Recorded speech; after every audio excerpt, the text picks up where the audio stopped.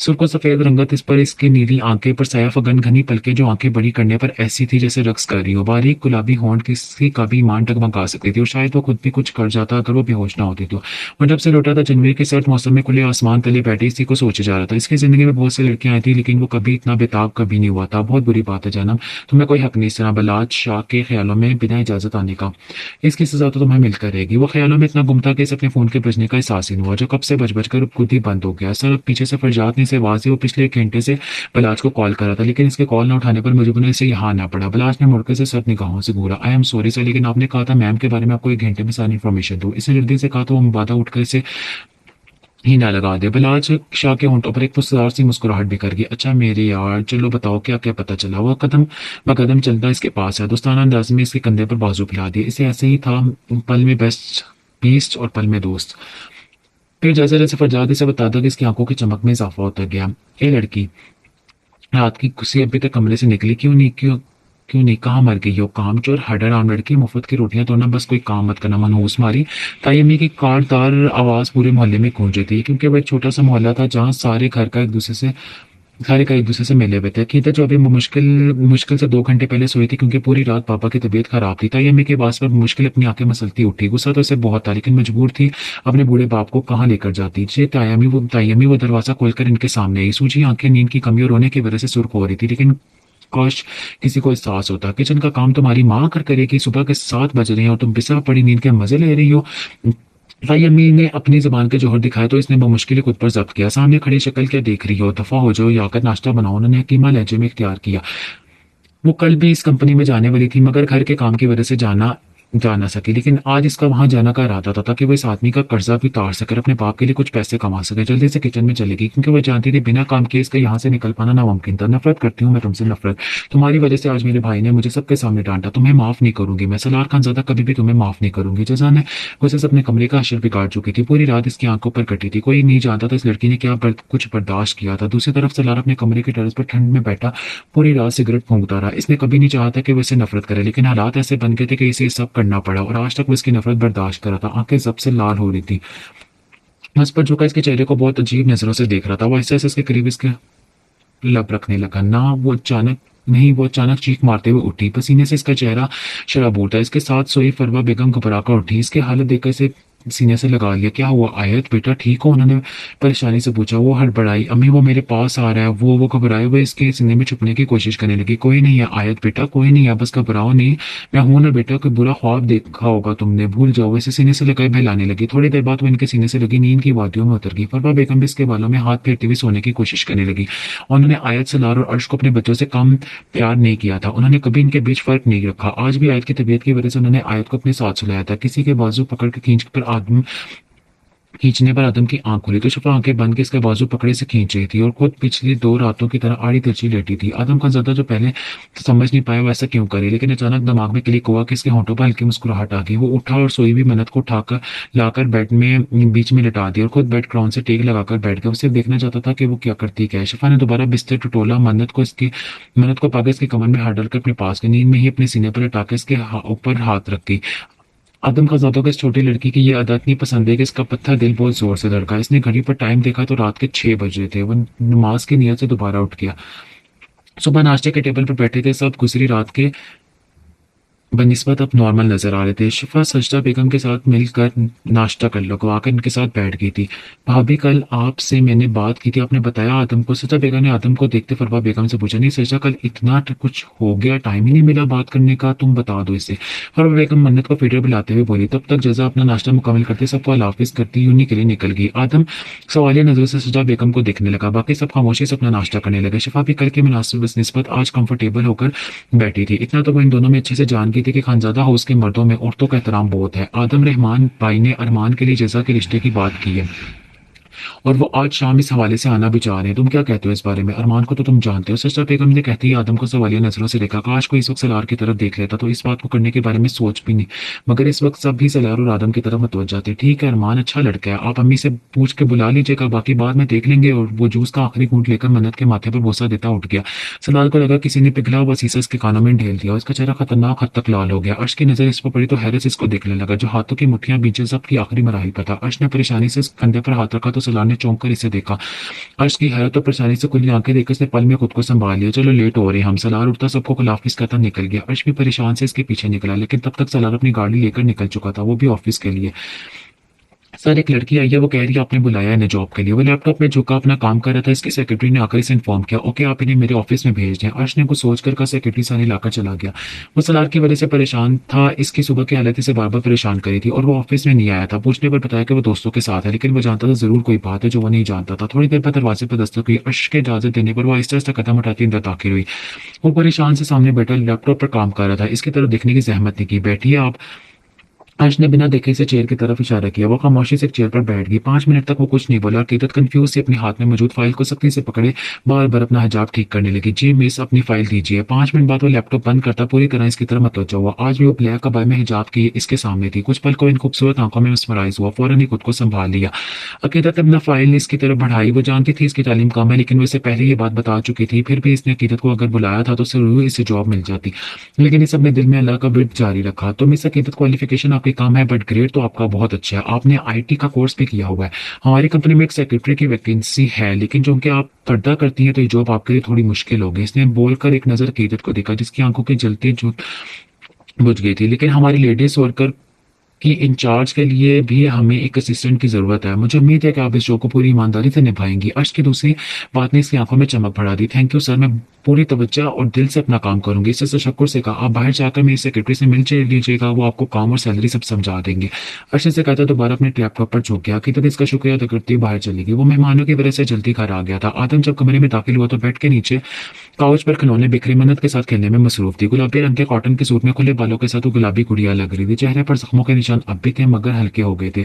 आदम को अपनी बेटी छोटी सी गुलाबी फ्रॉक में बिल्कुल इसके साथ इसका हिस्सा लगी। वो दोनों खुद में गुम एक दूसरे के साथ खेलने में इस कदर बिजी थे कि इसके आने की खबर ही नहीं हुई। आदम ने भी इनको डिस्टर्ब करना मुनासिब नहीं लगा। वो अपना मोबाइल और गन ड्रेसिंग टेबल पर रखता स्टडी में घुस गया। दरवाजा बंद होने की आवाज पर शिफा ने मुड़कर देखा। इसे हैरत हुई, इस वक्त कौन हो सकता है, इसे पता कैसे नहीं चला। वो उठी और आहिस्ता से कदम बढ़ाती स्टडी के रूम दरवाजे के पास गई। इसे दस्तक के लिए हाथ रखा ही था कि आदम ने अचानक दरवाजा खोला। लहरा कर इस पर गिरी। आदम ने इसे कमर से थाम कर गिरने से बचाया। शिफा ने दर्द से एक सिसके ली। आदम ने जल्दी से इसकी कमर से हाथ हटा लिया और हैरत से इसे देखा जो दर्द से आंखें मीची गई थी। आर यू ओके, तबीयत ठीक है आपकी, इससे फिक्रमंदी से पूछा। शिफा ने दर्द की शिद्दत से होंठ मीचे, आंसू भरी आंखों से इसे देखा। इसे लम्हा लगा था समझने में। आदम 2 कदम इसके पास है। इसे बिना कुछ समझने का मौका दी घुमाकर दीवार से लगाया। इसकी कमीज पकड़कर कमर से थोड़ी ऊपर किया। शिफा जो पहले दर्द में थी घबराकर मुड़ने की कोशिश की, जिसे आदम खान ज्यादा नाकाम बनाते। रुकोर से इसकी कमर में मौजूद जख्म को देखने लगा। इसकी पतली सी नाजुक कमर पर एक बहुत बड़ा जलने का निशान था जो अभी तक भरा नहीं था, लेकिन शायद नहाने की वजह से पानी लगकर खराब हो गया था। आदम ने उंगलियों के पोरे से इसकी कमर का छुआ। शफा को अपनी जिस्म पर चूंटियां रेंगती महसूस हुई। साईं प्लीज, इसने तड़प कर कहा, मगर वो कहाँ होश में था। वो झुका इसकी कमर पर मौजूद जख्मों के निशान पर लपकने लगा। अचानक मन्नत के रोने की आवाज वो होश में और यहाँ इसे छोड़कर दूर हुआ। शफा भागती हुई स्टडी से निकली और मन्नत को उठाती कमरे से भाग गई। वो ऐसा तो नहीं था, वो कैसे कितना बेख्तियार हो रहा था। कल की शर्मिंदगी अभी कम नहीं हुई थी और दूसरी हरकत करना चला था। इसने खुद पर खूब लानत मलामत की और कपड़े उठाए वॉशरूम में घुस गया। क्या हुआ सलार, आज घर नहीं जाना क्या? वो आंखें मूंदे इसकी कैबिन में इसके चेयर पर बैठा था। वो अपने पेशेंट से फारिग होकर इसके पास बैठी से पूछने लगी। नहीं, इसने क्या क्लासी जवाब दिया। मगर क्यों? फरी ने दोबारा पूछा तो वो आंखें खोली से देखने लगा। आप भी दम घुटने लगा है मेरा। मुझे ऐसा लग रहा है कि मेरी जिंदगी ऐसे ऐसे हाथों से फिसलती जा रही है। इसके लहजे में इतना दर्द और तकलीफ थी कि इसने बेसाख्ता अपने भाई को गले लगा लिया। वो इतना कमजोर तो कभी नहीं था, तो आज ऐसा कैसा हो गया? वो ऐसी बातें कर रहा था। शाम में घर में बहुत गहमा गहमी थी। जजा को देखने से जब बेगम के भाई की फैमिली आने वाली थी। मुख्तलिफ किस्म के पकवानों की खुशबू किचन में फैली हुई थी। हर्ष भी जल्दी आ गया था ऑफिस से। जैसा कि यूनि से वापस आने पर फरवा बेगम ने इससे पूछा, जिस पर इसने मशरक की लड़कियों की तरह खामोशी से सर झुका दिया था। ये तो वही जानती थी कि वो ये सब क्यों कर रही थी। मौके की मुनासबत से इसने प्यारा सा एक लेमन कलर के शिफॉन का हल्का काम वाला सूट पहना और हल्का फुल्का तैयार होकर आयत के साथ लाउंज में आ गई थी, जहाँ घर वालों के साथ ससरा बेगम के भाई भाभी अपने बेटे के बैठे हुए थे। बेटे के साथ इसने आगे बढ़कर सलाम किया तो वहां मौजूद सब लोग इनकी तरफ मतवज्जो हुए। मिसेस रहमान ने जजा को अपने साथ बैठाया तो वो भी बेतासु चेहरे के साथ खामोशी से बैठ गई। इनके बिल्कुल सामने वाले सोफे पर आदम और अर्श के साथ अरमान और रहमान साहब बैठे थे। इसने जजा को एक नजर देखा और आदम से बात करने लगे। आयत भी इनके साथ वहीं बैठ गई। आदम की नजर कब से मन्नत और शफा को ढूंढ रही थी, मगर वो थी इसके सामने आने का नाम ही नहीं ले रही थी। यहाँ मेहमान भी इसके बारे में पूछ चुके थे। वो इस घर की बड़ी बहू थी। वो चाहता था इसकी बीवी को एक बड़ी बहू की हैसियत से सब जाने। अरमान के फोन पर कॉल आने पर मासूद करता वहां से निकल गया। आदम भी अपनी माँ से कुछ कहकर उठकर कमरे में आ गया। वो जब कमरे में दाखिल हुआ तो वो वहां नहीं थी। वो गुस्से से खोलता दोबारा नीचे आया तो फरवा बेगम के साथ मन्नत को उठाए बैठी थी, यानी वो इसके वहां जाने का इंतजार कर रही थी। वो भी नीचे आकर ईमान साहब के साथ बैठ गया। इसके बैठने पर शफा ने चूर नजरों से इसे देखा, लेकिन इसे अपनी बातों में मगन देखकर वो भी आराम से बैठ गई। कुछ देर बाद डिनर करके मेहमान जा चुके थे। इन्हें जजा बहुत पसंद आई थी। जजा भी उठकर अपने रूम में आगे बिस्तर पर ढह गई। आंसू आंखों से निकल कर गालों पर बहने लगे। काश वो बता सकती किसी और की नजरें खुद पर इसे किसी तेजाब की तरह महसूस हुई थी। आदम बेटा तुम्हें कैसे लगे सब लोग? फरवा बेगम इसे पूछने लगे। सब अच्छे लगे मुझे अम्मी, लेकिन एक बार जजा से पूछ लीजिएगा, फिर ही बात करेंगे आगे। मैंने बात की थी इससे, लेकिन इससे कोई मसला नहीं है। फरवा बेगम ने इसे बताया। अच्छा अम्मी, रात 10 बजे तक निकलना है मुझे। एक हफ्ते के लिए मुझे इस्लामाबाद जाना है, फिर वापसी पर चलते हैं हामिद की तरफ। इसने शफा को चाय लाते हुए देख कर कहा, चलो ठीक है, तुम जाने से पहले कुछ देर आराम कर लेना, मैं जरा नमाज पढ़ लूँ। वो आदम की हदायत थी, उठकर अंदर चलेगी। शफा भी इसके आगे चाय रखकर जाने लगी। बैठे, कुछ बात करनी है आपसे। आदम के पुकारने पर उसके सामने वाली चेयर पर सिमट कर बैठ गई। आपको यहाँ कोई परेशानी तो नहीं है? वो चाय का आप सिप लेते शफा की तरफ देखते हुए पूछने लगा। नहीं, मैं बिल्कुल ठीक हूँ, वो धीमी आवाज में बोली। गुड, ये आपका घर है, आप जैसे चाहे रुक रहें, कोई रोक टोक नहीं। किसी भी चीज की जरूरत हो तो आप बेझिझक मुझे कह सकती हैं। आदम की भारी गंभीर आवाज इसकी समातों से टकराई तो उसके दिल ने एक बीट मिस की। वो दोनों इस वक्त बाहर लॉन में खुले आसमान तले कैन की चेयर पर बैठे थे। तीन किन की चेयर पर बैठे थे। ठंडी ठंडी हवाएं बहुत भली मालूम हो रही थी। दोनों के बीच खामोशी का दौरानिया तवील होने लगा। आदम चाय पीते किसी ख्याली दुनिया में घूमता तो शफा न चाह कर भी बार बार इसे देखने पर मजबूर। मजीद ठंड पड़ी तो शफा ने अपने दोनों बाजू खुद के गिर्द लपेट लिया। आदम ने इसकी तरफ देखा तो अपनी लापरवाही का एहसास हुआ। उठे, रूम में चलते हैं, यहाँ बहुत ठंड है, आपकी तबीयत खराब हो जाएगी। वो इसका हाथ पकड़ता उठा और अंदर बढ़ गया। शफा की नजर आदम के हाथ में छुपे अपने हाथ, छोटे से हाथ पर थी। न जाने क्यों वो अब खुद को बहुत महफूज समझने लगी थी और हर डर कोई जो जा सोया था। अगर कुछ था तो बस इतना कि इसे अपने बाबा के कातिल को सजा दिलवानी थी। कमरे में आकर वो अलमारी की तरफ बढ़कर अपनी जरूरत का सामान पैक करने लगा। शफा ने हैरानी से देखा, आप कहीं जा रहे हैं? हाँ, मैं एक हफ्ते के लिए इस्लामाबाद जा रहा हूँ। अपना बैग रखकर इसके पास है, यहाँ सब लोग आपका बहुत ख्याल रखेंगे, आप भी अपना ख्याल रखिएगा और मन्नत का भी। वो जो इसके माथे पर बोसा देता बिना कुछ कहे अपना बैग उठाए कमरे से निकल गया। वो कितनी देर इसके लम्स में खोई रही है। अचानक भागकर खड़ी खिड़की के पास खड़ी होगी, जहां से सूरज का साया सारा एरिया नजर आता। होंठों पे एक धीमी और शर्मीली सी मुस्कुराहट थी। आदम सब मिलता बाहर अपनी गाड़ी की तरफ आया। खुद पर किसी नजरों का इत्तेकास महसूस करके इसने गाड़ी की साइड मिरर से अपने कमरे की विंडो की तरफ देखा तो वो गुलाबी दुपट्टे के हाले में वहां खड़ी से दिखाई दे रही थी। आदम गाड़ी में बैठा और जन से गाड़ी भगा ले गया। सर, यही है वो दोनों जो इस रात मैडम का पीछा कर रहे थे। फरजात वो दो लोगों को कॉलर से पकड़कर इनके साथ खड़ा था और बलात शाह सामने सोफे पर टांग रखे बैठा इन्हीं लोगों को देख रहा था, जो शक्ल से ही आवारा बदमाश लग रहे थे। छोड़ा हमें, जानते नहीं हो कौन है हम। अगर हमारे भाई को पता चला ना, वो जिंदा काट देगा तुम दोनों को। इसलिए भाई, ये भलाई इसी में है कि चुपचाप हमें छोड़ दो। इनमें से एक अपनी बातों से इन्हें डराने लगा। बलाल शाह के इशारे पर फरजात ने इन्हें खींचता हुआ कमरे में लेकर और डोर बाहर से लॉक कर दिया। अचानक इसकी चीखों की आवाज से पूरा कमरा गूंजने लगा। इसकी चीखों के साथ साथ बलाल शाह के चेहरे पर मुस्कुराहट भी करती चली गई। वो रात के जब घर आया तो हर तरफ खामोशी थी। सर दर्द से फटा जा रहा था। किचन की लाइट जलती देखकर वो फरवा बेगम को सोचता किचन की तरफ बढ़ गया, क्योंकि अक्सर वही जमानत की वजह से रात में किचन में पाई जाती थी। बड़ी अम्मी एक कप चाय बना। वो सर डुबाता किचन में दाखिल हुआ तो जजा को सामने देखकर इसके बाकी अल्फाज मुंह में ही रह गए। जैसा कि जब इस पर नजर पड़ी तो नागवारी से नजरें फेर ली और इसका यूं नजरें फेरने जलती पर तेल का काम करके वो जहानाना तेवर लिए इसकी तरफ बढ़ा। इसका बाजू पकड़कर अपनी तरफ मोड़ा। तुम समझती क्या खुद को? हाँ, क्या करना चाह रही हो तुम? तुम्हारी हिम्मत कैसे हुई मेहमानों के सामने जाने की? वो इस वक्त इतना गुस्से में था कि सब तहस नहस कर दे। क्यों, आपको किस बात की तकलीफ हो रही है? नहीं, दिल तो नहीं आ गया मुझ जैसी घटिया लड़की पर? इसके अल्फाज ज्यादा इससे ज्यादा इसके लहजे से जो तकलीफ सलार खानजादा को दी, काश वो जालिम समझ पाती। इसे लगा वो मजीद कुछ देर खड़ा रहा तो अपना जब्त खो देगा। आंखें लहू छिलकाने लगी थी। वो जिस तरह से आया था इसी तरह से किचन से निकलता चला गया। वो भी जजा खानजादा थी। इसे सोच लिया था अगर सलाह खानजादा को तकलीफ देने के लिए इससे अरमान से शादी भी करनी पड़ी तो वो जरूर करेगी। आदम और सलाल को गए हुए आज हफ्ता हो गया था। इन दोनों शिफा घर वालों के और करीब हो गई थी। मन्नत तो उठते बैठते बस इसी के पास जाने की कोशिश करती। शिफा का खुद का रवैया भी मन्नत के साथ सगी माओ की तरह ही था। सब इससे बहुत खुश थे। इस पूरे हफ्ते आयत ने अपनी तबीयत की वजह से हॉस्पिटल जाने के बजाय ऑनलाइन क्लासेस ली थी। इस दिन के बाद अर्श की कीदत से मुलाकात नहीं हो सकी, मगर इसे इसके काम है हवाले से इंफॉर्मेशन मिलती रहती थी। वो एक बहुत मेहनती लड़की थी। सब सुकून से चल रहा था, सब मुतमईन थे। आने वाले तूफान से बेखबर आयत बैग उठाती भागती भी नीचे आई। भाई, अर्श को रूम से निकलते देखकर वो जल्दी से इसके पास से मोबाइल में मसरूफ से इसकी तरफ मतवजा हुआ। वो, भाई आज मेरी वैन चलेगी, प्लीज मुझे हॉस्पिटल छोड़ दे। आयत इसके पीछे पीछे थी। अर्श ने मुड़कर इसे घूर कर देखा। तुम्हारा रोज का ये जल्दी क्यों नहीं उठती तुम? अर्श ने मस्तूरी गुस्से से कहा। अच्छा ना, अब जल्दी उठूंगी पक्का, लेकिन अभी तो छोड़ दे, मेरा लेक्चर मिस हो जाएगा। अर्श को भी इस पर तरस आ गया, इसलिए इसे छोड़ने चला गया। वो जैसे अस्पताल में दाखिल हुई किसी से बुरी तरह टकराई, मगर इसके गिरने से पहले ही सामने वाला इसे संभाल चुका था। आयत ने जब नजर उठाकर सामने देखा तो उसकी आंखें खतरनाक हद तक फैल गई। वो अपनी दादी को अस्पताल लेकर आया था, मगर सामने से भागकर आती आयत से बुरी तरह टकरा गया। अगर इसे बर वक्त थाम ना लेता तो जरूर जमीन बोस हो जाती। आंखें क्या घर पर छोड़कर आई हो जो हर वक्त तुम्हें मेरे सामने आना पड़ता है। वो इसे खड़ा करता सद लहजे में बोला था, आप अंधे हैं जो सामने से आती इतनी बड़ी लड़की आपको दिखाई नहीं दी। इसने उंगली से खुद की तरफ इशारा करके इसकी आंखों में आंखें डालकर कहा, और वो भीगी पीली शेरनी भी बन गई। इंटरेस्टिंग। वो इसे ऊपर से नीचे तक बेबाक नजरों से देखता है। इसको पिछली मुलाकात का हवाला देके आयत का दिल क्या इसका सर फाड़ दे। शायद वो कर भी जाती, मगर सामने अपनी क्लास की लड़कियों को देखते इसे बाहर में फेंकती इसकी तरफ भागी। वो भी वार्ड की तरफ बढ़ गया जहाँ इसकी दादी एडमिट थी। कहाँ थे तुम? हर जगह गायब हो जाते हो बला। जिसके रूम में दाखिल होती है अम्मा जान खफा से बोली, मेरी प्यारी अम्मा जान, मैं डॉक्टर से बात करने गया था, क्यों परेशान होती हैं? वो इनके बेड के पास चेयर खींच के बैठते हुए इनका हाथ थाम कर बोला, हफ्ते हफ्ते बाद तुम शक्ल दिखाते हो। अगर ये बुढ़िया इतनी बोझ हो गई है तो निकाल के बाहर कर दो, क्योंकि तुम्हारे बगैर इतने बड़े घर में मुझे नहीं रहना। वो मुंह बनाती बात करते हुए इतनी क्यूट लगी कि बलाज ने जोर से इनके गाल चूम लिया। हट, चल हट लड़के, दूर आइए, सारा प्यार अपनी बीवी को दिखाना। अम्मा जाने से करे झटका।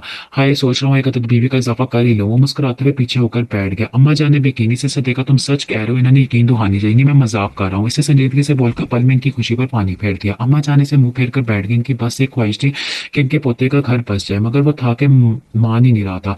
आदम के जाने के दूसरे दिन ही फरिया आदम के कहने पर इसका जख्म देखकर इसे कुछ टैबलेट और ऑइंटमेंट वगैरह देकर गई थी। वो शख्स कुछ ही दिनों में अपने लिए इसके दिल में वो मुकाम बना चुका था जो आज तक इसने किसी को नहीं दिया था। आज आदम ने वापस आना था, सिस्टर पे करने से तैयार होने भेजा था। इसका कहना था शोहर के लिए तैयार होना बीवी पर फर्ज होता है। वो नीले रंग के सूट में हल्का सा तैयार होकर खुद को आईने में देखने लगी। यह रंग इस पर बहुत खिल रहा था। वो अच्छे से दुपट्टा खुद पर फैलाकर बाहर निकल आई। चिपक की नजर सबसे पहले आदम पर पड़ी जो एन इस वक्त घर में दाखिल हुआ था। चेहरे पर थकावट, रफ सा हुलिया और बाल कुछ बिखरे बिखरे से थे। आंखें शायद नींद की कमी की वजह से लाल हो रही थी, और इसी वक्त आदम की नजर इस पर पड़ी। नजरों का मिलना क्या था? शफा का दिल अचानक से बहुत बुरी तरह धड़का। आया जब पीछे से आई थी, शफा को सीढ़ियों पर जमे देकर हैरत से देखा, और फिर सामने देखा जहां से आदम अम्मी की तरफ जा रहा था। इसके होंठ ओ की शेप में खुले। वो शफा को मोहनी मारती आंख विंक कर गई। ओ हो भाभी जी, भाई को देखने में गुम है, तभी तो हमारे आने की खबर ही नहीं हुई। इसकी शरारत से कहने पर शफा ने ऐसे देखा, जब बात समझ आई तो इसके गाल लाल टमाटर हो गए। आयत इसका हाथ पकड़े नीचे पड़ गई जहां सब बैठे थे। इन दोनों ने आगे बढ़कर सबको सलाम किया तो एक नजर आदम आदम ने शफा को देखा जो बहुत नर्वस सी नजर आ रही थी। दोनों अम्मी की तरफ मुतवज्जा हो गए। आयत तो इनके साथ ही बैठ गई, जबकि वो वही एक साइड पर होकर खड़ी हो गई। भाभी आप खड़ी क्यों है? बैठ जाए ना। अर्श जो कब से खड़ा देख रहा था बोले बिना ना रह सका। नहीं भाई मैं ठीक हूँ, वो धीरे से बोली। सबकी खुद पर महसूस करके नजर वो कंफ्यूज हो गई थी। अपने हाथों को आपस में मसलने लगे। आदम खजाना ने बगौर उसे देखा जो कुछ शर्मिंदा और कंफ्यूज थी और बार बार चेहरे पर अपने आने वाले बालों को पीछे कर रही थी। शफा बैठ जाए आप। आदम की भारी गंभीर आवाज पर इसने आदम की तरफ देखा कि खुद को तरफ देखता पाकर जल्दी से जजा के पास बैठ गई और खुद खामोशी से सबके सामने बैठी थी। अर्श सलार के साथ क्या मसला है? भाई वो अपने एक दोस्त के साथ पाकिस्तान टूर पर गया, अगले हफ्ते तक आ जाएगा। अर्श की बात पर आदम ने पुरसोच नजर से देखा जैसे इसकी बात पर यकीन ना हो। छोटी अम्मी आप रहमान अंकल को इन्फॉर्म कर दीजिएगा कि कल हमान की तरफ जाएंगे। आदम ने सजदा बेगम को मुखातिब करके कहा। जजा की गिरफ्त अपनी शर्ट पर सख्त हुई। ठीक है बेटा, ठीक है अम्मी, मैं फ्रेश होने जा रहा हूँ। शफा आप मेरे कपड़े निकाल दें प्लीज। वो फरवा बेगम के साथ शफा को बोलता और ऊपर कमरे की तरफ बढ़ गया। शफा भी ऐसे ऐसे कदम उठाती कमरे की तरफ बढ़ गई। जब कमरे में दाखिल हुई तो वह बेड पर बैठा इसका इंतजार कर रहा था और अलमारी की तरफ बढ़ने लगा। शफा इसकी आवाज गंभीर थी। शफा के कदम रुके। जी आप यहाँ बैठे। वो इसे अपने सामने पास बैठने का इशारा करके इसके चेहरे पर शाही संजीदगी देखकर वो भी घबराती हुई वहां बैठ के आपकी माँ कहाँ है? इसे हरगिज़ भी आदम से सवाल की उम्मीद नहीं थी, इसलिए वो बेयकीनी से इसे देखने लगी। शफा आपकी अम्मी कहाँ है? मुझे सब सच सच बताएं ताकि मैं आपके अबू को इंसाफ दिला सकूं। इसके हाथों की कपकपाहट देकर आदम ने इसका हाथ अपने मजबूत हाथों में थाम लिया। मुझे नहीं पता, मुझे बचपन से मेरे अब्बू ने पाला। वो बहुत मुश्किल से अपने आंसू को रोकती थी। आप सच कह रही है? न जाने क्यों आदम को इसकी बात पर यकीन नहीं आया। आप मुझ पर शक मत करें प्लीज, मैं बिल्कुल सच कह रही हूँ, प्लीज यकीन करें। जिस तरह मिन्नतें कर रही आदम हैरत से देखने लगा। इस अमेरिका जाना था, पाकिस्तान से वो हमेशा के लिए चले जाना चाहता था। वैसे किसी और का होता देख सकता नहीं था, ना खुद इसे शादी कर सकता था। जिस तरह वो मुतमईन नजर आ रही थी अपने रिश्ते पर, इस बात से इसका इतना दिमाग खराब कर दिया था कि वो सब तहस नहस कर देना चाहता था। मगर एंड टाइम पर अर्श ने इसे रोक दिया। वो आज वो कराची के बजाय लाहौर में मटर गश्त कर रहा था। वो खुद अपनी फीलिंग समझने से कासिर था, मगर वो जजा को किसी और के साथ बर्दाश्त करने की हिम्मत नहीं रखता था, इसलिए वो सबसे दूर आ गया था। पिछले पूरे हफ्ते से इसने अपना नंबर बंद किया हुआ था। सिवाय अर्श के कोई नहीं जानता था कि वो कहाँ है। इसे एक पल सुकून नहीं था। इसे लगा इसका सर फट जाएगा। एक एक लम्हा जो उन्होंने एक साथ गुजारे थे सब आंखों के सामने चलने लगे थे। ऐसे वो इसके सामने गिड़गिड़ाई थी। सब याद आने लगा। इसने अंधेरे कमरे में बैठकर अपना सर दोनों हाथों में थाम लिया। ओके रिलैक्स रिलैक्स, मुझे यकीन आप पर परेशान मत हुआ। प्लीज मेरे लिए एक सूट निकाल दें, मैं फ्रेश हो जाता हूँ। आदम खानजादा से देखकर परेशान हो गया था, इसलिए बाकी बातें बात पर छोड़कर इसका ध्यान बटा गया। आयत भी खुद को कंपोज करती अलमारी की तरफ बढ़ गई, मगर इसका दिल बहुत घबरा गया था और अपनी माँ की हकीकत कभी भी आदम के सामने नहीं लाना चाहती थी। आदम डिनर के बाद कॉल आने पर बाहर चला गया और अपने कमरे में आ गई थी। मन्नत को फरवा बेगम ने अपने पास रख लिया था। इसका कहना था कि वो आज मन्नत को साथ रखना चाहता है, क्योंकि वो इसकी बहुत मिस करती है इनको। वो भी बेड पर आकर लेट कर गुजरी हुई जिंदगी के बारे में सोचने लगी। अम्मी आप कहाँ जा रही हैं? 10 बजे, 10 साल की वो बच्ची आधी रात को जब पानी पीने उठी तो अपनी माँ को तैयार होकर जाता देखकर इसके रास्ते में हाई हुई। इसकी माँ ने नागवारी से सर झटका, रास्ते से हट, मैं पार्टी में जा रही हूँ, खबरदार जो अपने बाप को बताया तुमने। वो इसे डांटती घर से निकल गई। पीछे वो अपनी माँ की नजरों से ओझल होने को देखती रही। यही सिलसिला रोज चलता रहा। उसकी माँ रोज रात को इसके बाप के खाने में नींद की दवाई मिलाकर सच कर निकल जाती है। सुबह नशे में धुंध वापिस आती। इस तरह से मजीद 2 साल गुजर गए। कुछ दिन बाद ऐसे से शफाक साहब को भी अपनी बीवी के करतूतों की भनक पड़ गई, इसलिए वो रात को इनका बनाया हुआ खाना खाने की वजह छुपा देते थे। मैं तुम्हें जान से मार दूंगा, हिम्मत कैसी हुई तुम्हारी मेरे निकाह में होते मेरी इज्जत क्यों यूं रोंदने की? अशफाक साहब की चीख पर वो घबराती हुई उठी। पापा को क्या हुआ? वो तो इतने पोलाइट रहते हैं। वो सोचते हुए कमरे से निकले। अरे जा जा पड़ी है, तुम्हारी इज्जत, तुमसे शादी करके मेरी जिंदगी बर्बाद हो गई है। इसके बाप के साथ इसकी माँ की आवाजें भी बाहर तक आने लगी। सही कहा तुमने, अगर मैं एक इज्जतदार इंसान होता तो तुम जैसी तवाइफ से कभी शादी नहीं करता। अरे तुम्हें एक अच्छी जिंदगी देने के लिए मैं सबसे लड़ गया, तुमसे निकाह किया, इज्जत दी, मगर तुम तो वही घन का ढेर। इज्जत की चार दीवारी में तुम्हें कहाँ पसंद आएगी? अपने बाप की रंधी में वासी से बहुत तकलीफ दे रही थी। इस वक्त इसे तफाइफ का लफ्ज नहीं पता था, मगर जैसे ही वो कमरे में दाखिल अपनी माँ के साथ एक गैर मर्द को इंतहाई नाजेबा हालत में अपने माँ के साथ देखकर इसके कदम पत्थर रख गए थे। वो बच्ची थी, मगर वो आंधी और बहरी नहीं थी जो इन सबको मतलब समझ ना सकी। इसका बाप दरवाजे की तरफ ये खड़ी थी, जबकि इसकी माँ नाइटी पहने सोफे पर बैठी थी, जो इसका जिस्म छुपाने के बजाय इसके नशीबो फराज को वाजे कर रहा था। जबकि इसके मामू, जो इसकी माँ का कजन था, वो बिना शर्ट पहने कंबल ओढ़े बैठा मजे से इसकी माँ बाप की लड़ाई देख रहा था। सबसे पहले नजर शिफा पर इसकी माँ की पड़ी, लेकिन इसकी आंखों में डर तो दूर की बात शर्मिंदगी का तासुर भी नहीं था। कदमों की आवाज पर शफाक साहब ने मुड़कर देखा तो इनके पैरों तले जमीन निकल गई। जो अभी था वो अपनी बेटी के सामने इसकी माँ का सच कभी नहीं लाना चाहते थे। वो 2 कदम चलकर गए, अपनी बेटी का हाथ थाम कर निकलने लगे। शफाक, तो मुझे तलाक दो कि अभी मैं तुम्हें इस जन्म से में रहना नहीं चाहती। मैं वो उठती हुई अपने शोर के सामने और बिना बेटी का लिहाज के अशफाक साहब का गिरबान पकड़ लिया। गिरबान छोड़ो मेरा। अशफाक साहब ने इसका हाथ कॉलर से हटाकर दूर झटका और एक जोर था थप्पड़ इसके चेहरे पर दे मारा। इसकी माँ का कजन वहीं बैठी बैठी गालियां बकने लगा। अशफाक साहब ने इसे वहीं खड़े खड़े तलाक दे दी थी। इसे अपनी माँ के आखिरी अल्फाज जो याद थे वो ये थे कि तुम मुझे तवाइफ का ताना दे रही हो, एक दिन तुम्हारी बेटी को अगर कोठे पर ना बैठाया तो मेरा नाम भी रेशमा नहीं। छोड़े मेरा दुपट्टा, नहीं प्लीज मत करें। अब्बू अब्बू बचाएं। वो नींद में खुद को ही बार बार बचाने की कोशिश कर रही थी, कभी हाथ झटकती तो कभी अपना दुपट्टा पकड़ लेती। आदम खान ज्यादा जो थोड़ी देर पहले आकर लेटा था, इसकी बेचैन आवाज सुनकर उठ गया और इसको देखने लगा। जब भी आड़ी तेजी लेटी नींद में बहुत बेचैन नजर आती। शफा उठे। आदम ने इसे उठाने की कोशिश की, मगर उठने के बजाय इसमें घुसने की कोशिश करी थी। इसके अंदर पास आने पर शफा की नरम गरम सांसें इसकी गर्दन में जज्ब हो रही थी। आदम खान ज्यादा अपने धड़कनों पर काबू पाना मुश्किल हो गया। आखिर मरता, ऊपर से इसका निकाह भी था, कोई कब तक खुद को रोक पाता। आदम ने आराम से इसे खुद से अलग करने की कोशिश की, मगर वो दूर होने की बजाय मजीद इसे लिपट गई, जैसे अगर इससे अलग हुई तो कोई ले जाएगा। इसका नाजुक वजूद और इसकी खुशबू इस कदर दिल फरेब और सहर अंगेज थी कि आदम का दिल किया सब छोड़ छाड़ कर बेईमानी कर जाए।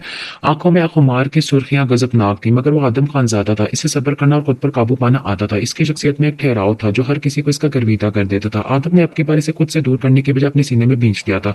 वो इसका शोहर था और इसका फर्ज था जरूरत के वक्त अपनी बीवी का साथ के साथ रहे।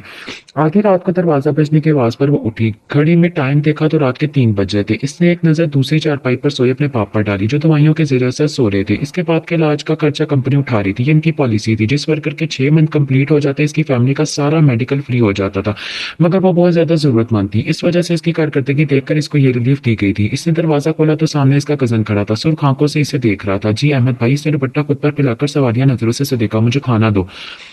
वो बोलते हुए इसे सर से पांव तक देखने लगा। ना जाने क्यों इसके लहजे से कीरत को नशे में टुन लगा। इसे जिन नजरों से वो इसे देख रहा था वो अच्छे से समझती थी। देखिए आप जाकर तायमी से कहें मैं सोने जा रही हूँ, कहते हुए जल्दी से कमरे का दरवाजा बंद करके अंदर चली गई। बाहर से बहुत देर तक इसे अहमद की गालियों की आवाज आने लगी, मगर वो अपनी इज्जत पर कोई रिस्क नहीं ले सकती थी। सुबह जब वो उठकर कमरे से निकलती तो किचन में घुसते ही पड़ने वाले थप्पड़ पे इसके चेहरा तबक रोशन कर दिए थे। इसने तायमी को हैरानगी से देखा। अरे नाफरमान इंसान फरामोश लड़की, जब अहमद ने तुमसे खाना मांगा था तो क्यों नहीं तुम्हारा बाप आकर दे देता? क्या? तायमी अपने मुंह से जहर उगलने लगी। इसका गाल पूरा सुन हो गया था, आंखों से आंसू भर गए। मर गई, मैं नौकर नहीं हूँ किसी की, वो कहकर वापस जाने लगी, मगर ताई मैंने पीछे से इसे इतनी जोर से धक्का दिया कि वो जाकर सहन में पड़े पत्थर पर गिरी। आंख के ऊपर से तेजी से खून बहकर इसकी आंखों और गालों पर बहने लगा। किधर बेटा, क्या हुआ है? उठो, ठीक हो तुम? कमरे से अयाज साहब भागते हुए आए और इसे कंधे से पकड़कर उठाया। इसके चेहरे पर हर खून देखकर इनकी सांस रुकी। अबू मैं ठीक हूँ, रुक रुक कर इनको तसल्ली देने को बोली। इतने में समरा कमरे में चल निकल कर इसकी तरफ आई, दुपट्टे से इसका खून रोकने की कोशिश करने लगी जो बहुत तेजी से बह रहा था। समरा और अयाज साहब इसे गली में एक नर्स रहती थी, इसके पास लेकर के और वहां से पट्टी वगैरह करवा कर लाए। अयाज साहब गुस्से से कमरे से निकले, ताई अम्मी के कमरे में जाकर दरवाजा बजाने लगे। आपकी हिम्मत कैसे हुई मेरी बेटी पर हाथ उठाने की? वो कोई लवारिस नहीं है। वो उंगली उठाकर इनकी आंखों में आंखें डालकर चपा चपा कर बोले, अरे मियाँ तुम्हारी बेटी ही नहीं, तुम भी नहीं, तुम भी लवारिस हो। अपनी बेटी की तरह तुम भी मुफ्त की रोटियां तोड़ी हो।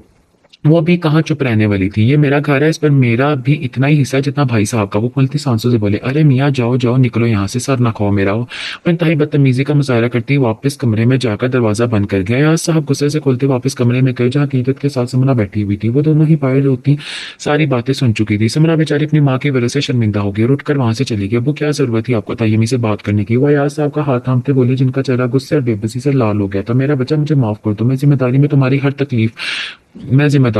तकलीफ का। वो कीदत के सामने सर झुकाए आंसू बहाने लगे। वो प्लीज मत करें ऐसा, आप दुनिया के सबसे अच्छे अबू हैं। वो तड़प कर इनके सीने से लगी। नहीं बेटा, काश मैं भाई की मोहब्बत में अंधा नहीं हो गया होता तो आज तुम्हारा हक कोई और ना दिखा रहा होता। मुझे माफ कर दो बेटा, मुझे माफ कर दो। अपने बाप की बेबसी देखकर वो नफी में सर हिलाते खुद में इनके साथ रोने लगी। देखो बेटा, ये घर तुम्हारा है, मुझे कुछ हो जाए तो अबू प्लीज ऐसा मत कहें। वो तो अपने बाप की बात पर लरस कर रहेगी। नहीं तुम मेरी बात सुनो, मेरी बच्ची, तुम मेरा बहादुर बेटा हो, कुछ भी हो जाए लेकिन ये घर मत छोड़ना बेटा, क्योंकि यही दीवारें तुम्हारी पनाह कहाँ है। यहाँ से भाई लड़कियों का अकेले जीना मुश्किल है। किसी पर कभी भरोसा मत करना, बस अपने मुहर्रम पर भरोसा करना। मेरा बेटा समझ रही हो ना तुम मैं क्या कह रहा हूँ?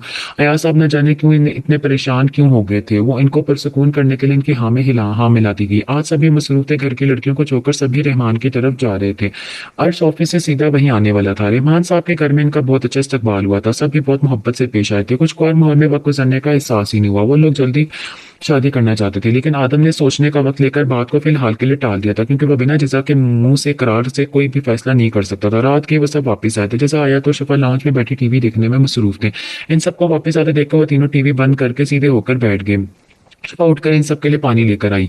रजा जी भाई, आदम के पुकारने पर वो सीधी होकर बैठ गई। सब इसकी तरफ मतवज्जा थे और सभी एक बार इसकी रजामंदी खुद सुनना चाहते थे ताकि दिल में कोई डर ना हो। तुम्हारे लिए अरमान का रिश्ता आया, तुम ये बात जानती हो। अब तुम मुझे ये बताओ, तुम इस रिश्ते के लिए राजी हो या नहीं? सबने रजा की तरफ देखा जैसे आप सबको ठीक लगे भाई। इसने संजीदगी से जवाब दिया, जिंदगी तुम्हारी है, हम तुम पर अपना फैसला नहीं थोपेंगे। इसलिए हमारा फैसला छोड़ दो, तुम अपना बताओ। हमारा फैसला छोड़ दो, तुम अपना बताओ। मुझे कोई इतराज नहीं भाई, मैं इस रिश्ते से के लिए राजी हूँ। जैसा ने एक नजर सबको देखो, पूरे एतमाद से जवाब दिया, खुश रहो हमेशा। इसने उठकर जजा को सीने से लगाया। अर्श ने गौर से जजा का चेहरा देखा जो हर एहसास से आरी लग रहा था। शफा की नजरें आदम पर से हटने का नाम ही नहीं ले रही थी, जो एक मुकम्मल शख्स था, एक अच्छा बेटा, अच्छा भाई, अच्छा बाप और एक अच्छा शोहर था। अल्लाह तेरा लाख लाख शुक्र, तूने इतना ही इस शख्स को मेरे नसीब में लिखा। इसका चेहरा तो शुक्र के एहसास से खिल गया था।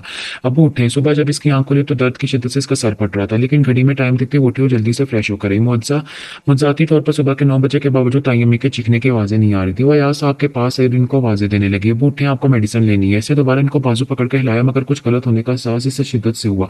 इसे कंबल खींचकर इन पर से हटाया। उनकी हालत देखकर वो चीखी। थोड़ी ही देर में सारे घर में वहां जमा हो गए। अबू नहीं, अबू आप मुझे छोड़कर नहीं जा सकते। अबू अबू मैं मर जाऊंगी। अभी नहीं, आप मुझे छोड़कर नहीं जा सकते। मुझे इसकी रोने की आवाजें सुनकर मोहल्ले के सारे लोग जमा हो गए थे। कोई से तसल्ली दे रहा था तो कोई अफसोस कर रहा था। आया साहब को दफना दिया गया था। जब इनका जनाजा ले जाया गया, अकीदत वहीं बेहोश होकर गिर गई थी। मोहल्ले की कुछ खवातीन शाम तक वहीं रही, फिर अपने घर को चली गई। एक समरा ही थी जिसको इसकी तकलीफ महसूस हो रही थी। बाकी सब इतने खुदगर्ज थे, किसी ने इसे सीने से लगाकर तसल्ली देना भी जरूरी नहीं समझा। जब से होश में आई थी, रो रोकर इसका बुरा हाल था। वो जब तक यकीन नहीं कर पा रही थी कि इसके अबू इसे छोड़कर जा सकते हैं। अकीदत कुछ खा लो। समरा खाने का ट्रे लिए इसके सामने बैठी। अकीदत ने कोई जवाब न दी। वो बस खामोशी से देखती रही। अकीदत खाना, इसे लगा शायद इसने सुना नहीं, इसलिए दोबारा पुकारा। अकीदत फूट फूट कर रोने लगी। समरा इसके के लिए संभालना मुश्किल हो गया। कहाँ हो तुम? अपने कैबिन में बैठा कब से सलार को कॉल कर रहा था, जो आखिर 25वीं कॉल पर इसने उठा ली। भाई मैं दोस्तों के साथ हूँ, कुछ दिनों तक आ जाऊंगा, इसने धीरे से कहा। सलार मुझे कोई बात नहीं सुनी, मुझे तुम घर में चाहिए। रजा की डेट फिक्स करने का सोच रहे हैं हम, जल्दी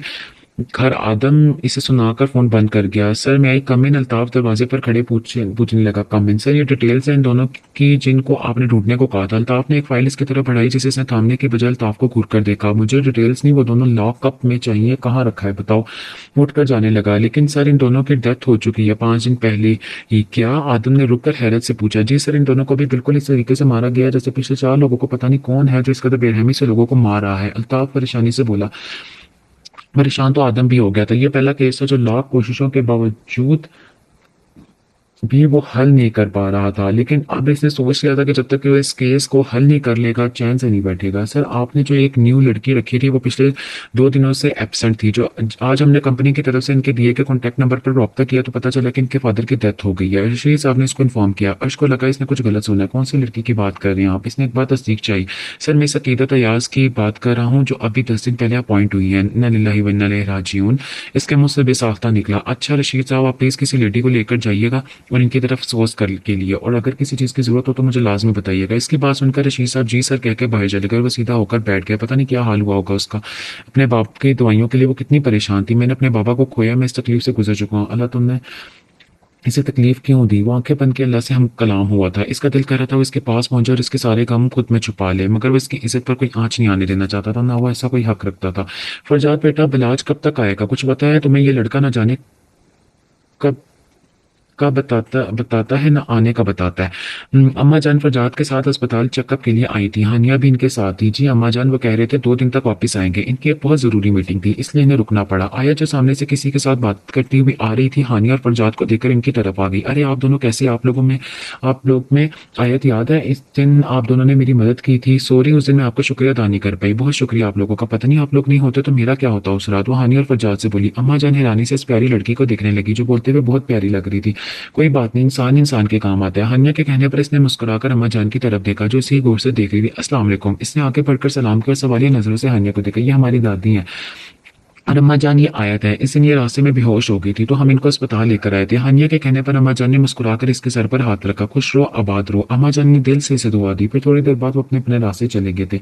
जजा की शादी की डेट फिक्स हो गई थी। 1 हफ्ते बाद इसकी शादी थी। सब लोग इस तैयारी में मसरूफ थे। इस दौरान आयत की दोबारा हानिया से बात हो चुकी थी। 2 बार हानिया से बात हो चुकी थी और बहुत हद तक इनकी अच्छी दोस्ती भी हो गई थी। सलार 1 हफ्ता पहले ही लौट आया था। इसका रवैया सबके साथ नॉर्मल था लेकिन वो पूरी कोशिश करता था कि इसका सामना जजा से ना हो। जजा भी खुद को पत्थर बनाकर अपनी शादी की तैयारी में बढ़ चढ़ कर हिस्सा लेने लगी। शफा भी इन सबके साथ घुल मिल गई थी। इसका ज्यादा वक्त मन्नत के साथ ही गुजरता था और वह एक बहू के साथ सारे फराइज भी बखूबी निभा रही थी, मगर घर में सबका रवैया ही इसके साथ बहुत अच्छा था। आदम खानजादा का ज्यादातर वक्त बाहर गुजरता था। वो एक केस में इतना बिजी हो गया था, रात के घर आता था जब सब सो जाते थे और सुबह सवेरे ही घर से निकल जाता था। आज भी वो देर रात से कमरे में आया तो दोनों बेड पर मजे से ख्वाबे खरगोश के मजे ले रहे थे। ये एक मुकम्मल मंजर था जिसे देखकर इसके चेहरे पर मुस्कुराहट भी कर गई। मन्नत और शफा दोनों का ही सोने का अंदाज एक जैसा था। वो कपड़े निकालकर वॉशरूम का गया। कुछ देर बाद जब फ्रेश होकर आया था तो नजर शफा की तरसती हुई पलकों पर रुकी और ऐसा रोज ही होता था। शायद वो इसके इंतजार में जागती थी। कंबल हटाकर इसने मन्नत को उठाया जो जजा के सामने सीने में मुंह दिए सो रही थी। इसे बेड के पास रखे बेबी कॉट पर लटा दिया। मन्नत को उठाते हुए आदम खानजादा की उंगलियां इसकी गर्दन को छुआ तो शफा ने सख्ती से आंखें मीच ली जो आदम जैसे जेरिक निगाह रखने वाले शख्स की नजरों से छुपी नहीं थी। वो आकर बेड पर अपनी साइड होकर लेट गया और एक नजर अपनी बीवी को देखा जो न जाने क्यों खुद में सिमटी लेटी थी। इसकी यादें आदम खानजादा को दिन ब दिन इसका असर कर रही थी। जब इसे मजीद बर्दाश्त नहीं हुआ तो अचानक इसकी कमर में हाथ डालकर खींच कर अपने पास कर लिया। शफा जो इसकी नजर अपने पीठ में महसूस कर थी सब तार पर टसपटा कर आंखें खोल गई। वो भी फटी फटी आंखों से इसे देखने लगी जो आंखें बंद किए से सख्ती से खुद में बींचे लेटा था। छोड़े। इसके गले से फटी फटी सी आवाज निकली। आवाज ना आए, मुझे सोने दें और खुद भी सो जाए। आदम के सरगोशी से अपने कानों में सुनाई दी। इसने घबराकर जल्दी से अपनी आंखें मूंद ली। वो जो अपने अंदर बेचैनी से महसूस कर रहा था इसे सीने से लगाते ही नींद की सुकून वादियों में उतरता चला गया। ताई अम्मी रहम करे मुझ पर, कहाँ जाऊंगी, मेरा कोई सहारा नहीं। वो रोते रोते इनकी मिनतें कर रही थी। समरा भी बेबसी से दूर खड़ी रोई जा रही थी क्योंकि आज इसकी माँ अपनी इज्जत पूरी करने के लिए किसी भी हद जा सकती थी।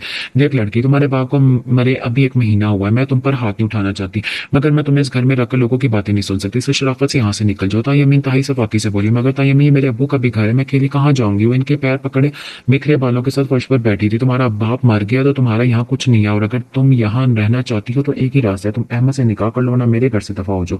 मगर मुझे नहीं। इससे पहले कि वो कुछ कहती ताइमी के भारी हाथ का थप्पड़ इसके मुंह पर बंद कर गया। बार बार इसका मुंह बंद कर गया, बार बार इनकार करके तो मेरा दिमाग खराब कर रही हो। अगर यहाँ रहना तो निकाह करो, वरना अभी के भी दफा हो जाता। ये मी से 12 से दबोच कर बोली। अकीदत की हालत इस कदर काबिल रहम थी कि समरा दूर खड़ी इसकी किस्मत पर आंसू बहाने लगी। ठीक है, मैं तैयार हूँ। कुछ देर बाद वो बोलकर लड़खड़ाते कदमों से उठकर अंदर चली गई। जाकर इसको बता दो शाम में इसका निकाह है। ताई अम्मी ने एक नजर अपनी बेटी को देखकर कहा और अंदर चली गई। सलार, प्रॉब्लम क्या है मुझे तो बताओ, क्यों इतने तुम परेशान लग रहे हो? सलार जब से आया था बिल्कुल संजीदा हो गया था। जो हर वक्त मस्ती मजाक के मूड में रहता था एकदम वो बहुत बदल गया था। तुम बेवजह परेशान हो रहे यार, ऐसी कोई बात नहीं है। सर मैं कमिल राबिया जो लेडी वर्कर की इंचार्ज थी, जिनकी उम्र लगभग 40 साल थी, वो दरवाजे पर खड़े होकर इजाजत मांगने लगी। यस कम इन। वो दोनों सीधे होकर बैठ गए। सर आपसे कुछ बात करनी थी, अगर आपको इजाजत हो तो। राबिया ने हिचकिचाते हुए अर्श से इजाजत चाहिए। जी मिस राबिया बैठे, आप बताएं क्या बात है? सर मुझे मिस अकीदत अयाज के बारे में कुछ पर्सनल बात करनी थी।